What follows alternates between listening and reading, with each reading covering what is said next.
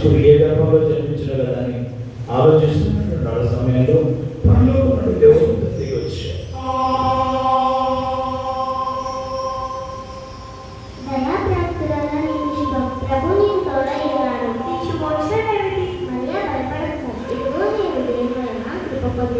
ఇదిగో నేను గర్భఫలించి కుమారుని కని ఆయనకు యేసు అని పేరు పెట్టెను. ఆయన గొప్పవాడై సర్వోన్నతుడు కుమారుడు అనబడును. నేను పుష్టినది ఎలాగో సాధ్యం? పరిశుద్ధాత్మ నీటికి వచ్చిను, సర్వోన్నత శక్తి నీకు కమ్ముకొనును గనుక పుట్టబోయే శిశు పరిశుద్ధుడై దేవుని కుమారుడు అనబడును. ప్రభు చిత్తం అలాగే జరుగుతుంది.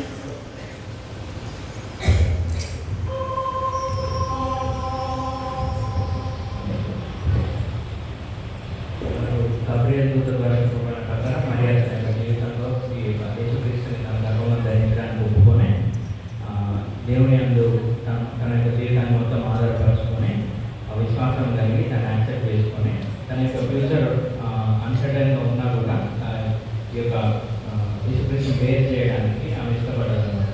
తర్వాత ఈ విషయం మరియా గర్భవతి అయింది అనే విషయం కొంతకాలం తర్వాత తను ప్రదానం చేయబడిన యోసేపు తెలిసింది. యోసేపు ఇది ఆలోచిస్తున్నాను. మరియా గర్భం ధరించిన ఇది ఎలాగో సాధ్యము? ఇది మత పెద్దలకు తెలిసినచో అమలు రాళ్ళతో కొట్టి చంపదలే. అయ్యో, నేను మరియా రహస్యంగా విడనాడలను. మరియు రహస్యపడినారు అనుకున్న సమయంలో ఆయనకి తెలిసిన సమయంలో ఆయన కళలో పరలోక దేవుడు దర్శనమిచ్చారు. దావీదు కుమారుడైన యోసేపు నీ భార్యైన మరియను చేర్చుకొనుటకు భయపడకు. ఆమె గర్భము ధరించినది పరిశుద్ధాత్మ వలన కలిగినది. ఆమె ఒక కుమారుని కను. తన పెద్దలను వారి పాపము నుండి ఆయనే రక్షించును గనుక ఆయనకు యేసు అని పేరు పెట్టెను. యోసేపు నిద్ర మేలుకొని ఇలా వస్తున్నాడు. ఇది ప్రభు కార్యమా? నేను మళ్ళీ తప్పుగా చేసుకున్నానే. నేను మళ్ళీ చేసుకోలేదు. అనుకున్న మరియా విడిచిపెట్టాలనుకున్నాడు. దేవదూతలు చెప్పిన తర్వాత అంగీకరించాడు. ఆమె చేర్చుకోవడానికి ఇష్టపడ్డాడు.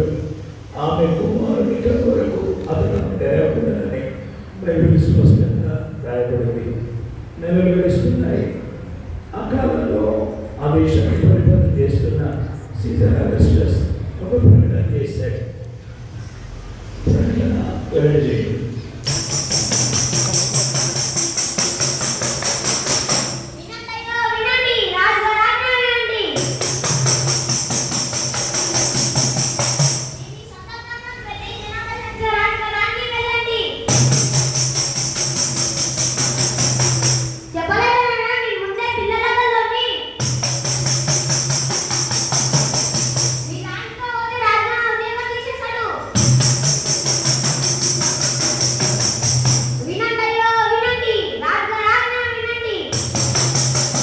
వంశంలో పుట్టాడు కనుక నాభిపురమైన బెత్లెహేములోకి తనకు ప్రదానం చేయబడి నిండు గర్భిణిగా ఉన్న మరియను తీసుకుని బయలుదేరుతున్నాడు.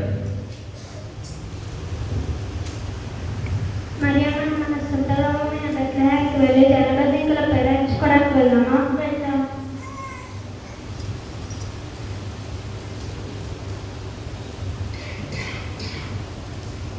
వారు ప్రయాణం చేస్తూ నజరేతు నుండి బెత్లెహేములోనికి వారు వచ్చారు. ఆమె అక్కడ ఉన్న సమయంలో ఆమె ప్రసవ దినములు నిండేది కనుక ఆమె ప్రసవ వేదన పడుతున్నప్పుడు ఆయా స్థలాలు తిరిగారు. ఎక్కడ స్థలం దొరకలేదు. ఆ ఇంటికి వెళ్ళి అడుగుతున్నాడు యోసేపు, అమ్మ మా భార్య ప్రసవ సమయం ఇంత కాస్త స్థలం వేస్తారా?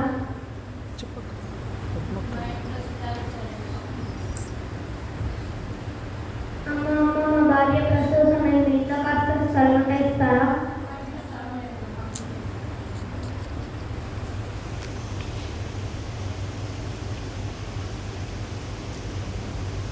అయ్యా, మా భార్య ప్రసవ సమయం సత్రంలో కాస్త స్థలం ఇస్తారా? స్థలం లేదు, కానీ మీకు అభ్యంతరం లేకపోతే దృష్టిలో బాగుంది, అందులోకి వెళ్ళవచ్చు. ధన్యవాదాలయ్యా. జగద్రక్షకుడు లోకరక్షకుడు జన్మించడానికి ఏ ఇంట్లో సందర్భంలో స్థలం దొరకలేదు, కానీ ఈ గొర్రెలు మానేది పూరంగా ఇక్కడ మట్టేస్తున్నాం.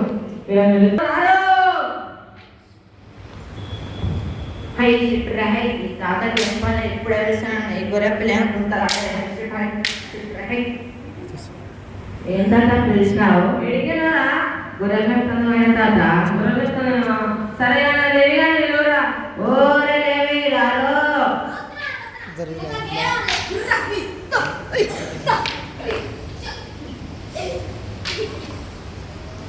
ఏం తాత పిలిచినావు? ఎడిగినారా నువ్వు గుట్టలో గొర్రెపిల్ల పడితే తిన్నా. తిన్నా సరే కానీ శివుని నిలువరా. ఓ తిన్నాను నాలో.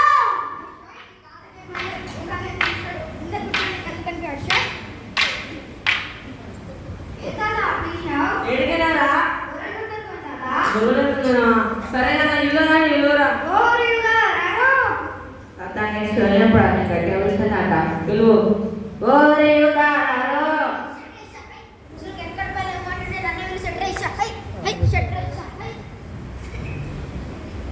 ఏం తాత పిలిచినావు? ఎడిగినారా ఎడిగినారా గొర్రెలు పెట్టుకొస్తున్నారా? గొర్రెలకు వస్తున్నావా? సరే సరిపెట్టి మంటేస్తున్నావు పట్టు. అదే ఇల్లు ఆ పుల్లి డేరా, ఆ పుల్లి డేరా పులి కాదురా పుల్లరా. రూపాయలు మా అమ్మ పెడుతున్నావా? గొర్రెలు ఉన్నాయా? ఒకటి 2 3 4 ఆ తాత గొర్రె ఉన్నాయి తాత మనందరం లెక్కాడు. తాత లెక్క 1 2 3 4 తాత నలుగురు చెప్పాలి పారిపోయినారు. ముందు లెక్కాడ 1 2 3 4 5 మీరు లెక్కేట్టు రాష్ట్రమైన సమయంలో అకస్మాత్తుగా ఒక వెలుగు, ఒక శబ్దం వినబడింది.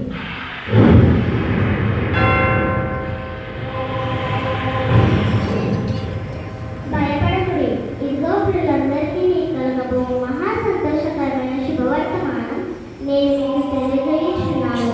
దావీదు పట్టణమందు నేటి వరకు రక్షకుడు పుట్టి ఉన్నాడు. ఈయనే ప్రభువైన క్రీస్తు.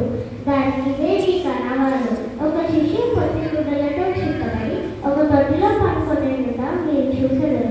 సర్వోన్నతమైన స్థలములలో దేవునికి మహిమయు ఆయన క్రీస్తులైన మనుషులకు భూమి మీద సమాధానం కలుగునుగాక. ఆమేన్.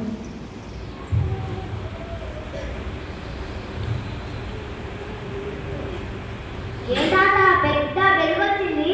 అది వెలుగు కాదా వెలుగురా. ఎవరొచ్చి తాత? ఎవరితో వచ్చిండ్రా? ఎవరితో వచ్చిండ్రా? ఏం చెప్పారు తాత ఒకరికి రసగుడు పుట్టినాడు. ఎట్లేమా మనం పోదామా? పోదాం తాత. ఏం తీసుకొస్తావు నువ్వు? గొర్రెలు తీసుకొస్తా తాత నువ్వే తీసుకొస్తావు. నిన్ను తీసుకొస్తా తాత. నువ్వే తీసుకొస్తావు. నిన్ను తీసుకొస్తా తాత. నువ్వే తీసుకొస్తావు. అమ్మ తీసుకొస్తా తాత. నేను మన వస్తా.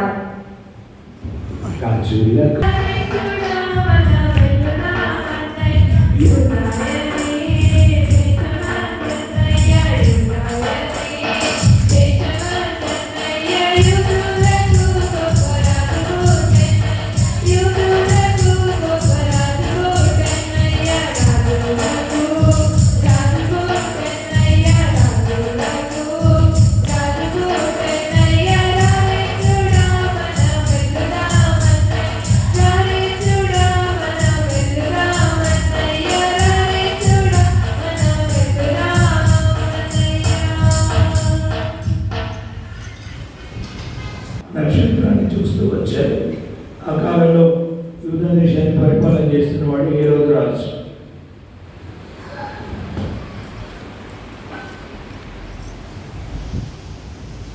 ప్రణామం మహారాజా. ప్రణామం. ఏమి సంగతులు? తూర్పు దేశం నుంచి జ్ఞానం వచ్చింది. జ్ఞానం వచ్చిందిరా. వెంటనే ప్రవేశపెట్టము. చిత్తం ప్రభు.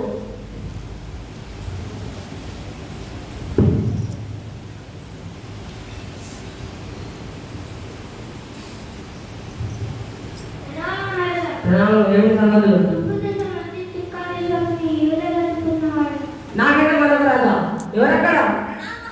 వెంటనే మందిరాన్ని ప్రవేశపెట్టము.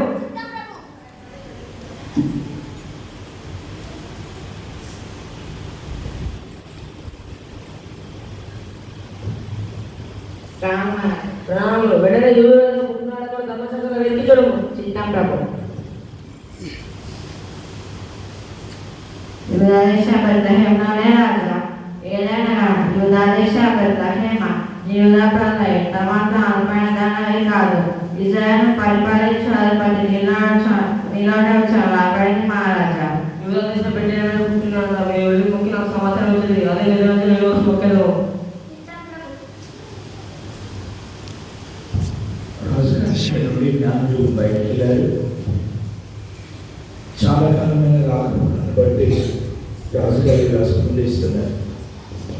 ఈ జ్ఞానాలను మోసపడితే ఇంతకాలమైన తిరిగి రాలేదు. మంత్రి వెంటనే 2 సంవత్సరాల తర్వాత మొబైల్ కట్టాలైనా నీకు ఆవడం వెళ్ళి రాజు అంట రాజు ఇప్పుడే ఎలా బతుకున్నాడు నేనే చూస్తా.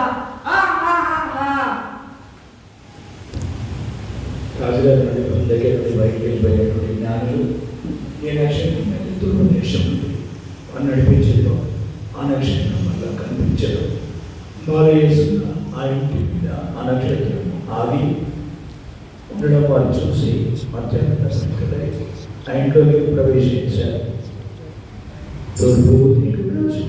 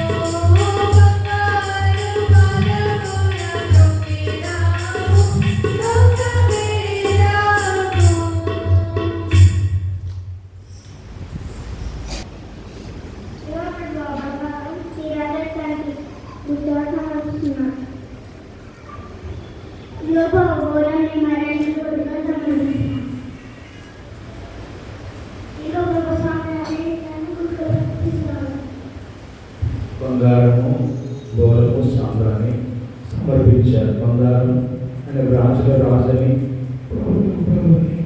దైవత్వం కలిగిన దేవుడిని బంగారాన్ని సమర్పించారు. అయినప్పటికీ ప్రజలందరి కొరకు మరణించడానికి వచ్చిన వారిని మరణానికి గుర్తుగా బోరము సమర్పించారు. మరణము చేసి తిరిగి లేచువాడని మహిమకు గుర్తుగా సాంబ్రాన్ని సమర్పించి ఆరాధించి పూజించి వెళ్ళారు. రాజులకు రాజు పుట్టెన్నయ్య రాజులకు రాజు పుట్టెన్నయ్య రారేసుడా మన వెలుగా మన్నయ్య రారేసుడా మన వెలుగా మన్నయ్య యుగాయనే దేశమాతన్నయ్య యుగాయనే దేశమాతన్నయ్య యుగాలకు గొప్ప రాజు పుట్టెన్నయ్య యుగాలకు గొప్ప రాజు పుట్టెన్నయ్య